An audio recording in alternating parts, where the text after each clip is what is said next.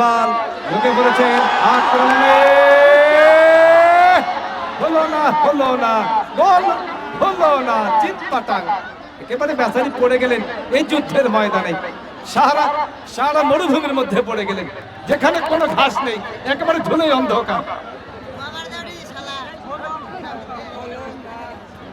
সেই শিউলি, সাবজয়ী শিউলি নেপালকে হারিয়েছিলেন, আজকে জয়পুরহাটকে হারাতে হবে।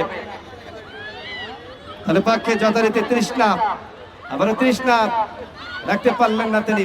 বাম দিক থেকে আরেকবার আক্রমণ চালাবার চেষ্টা জয়পুরহাট দল, আমাদের কানাইদার দল, শেষ পর্যন্ত হলো না। রক্ষণ ভাগের মানব প্রাচীর পাল্টা আক্রমণে প্রান্ত বদল করে চমৎকার বাড়িয়েছেন। উদ্দেশ্য হলো জোশনা চমৎকার।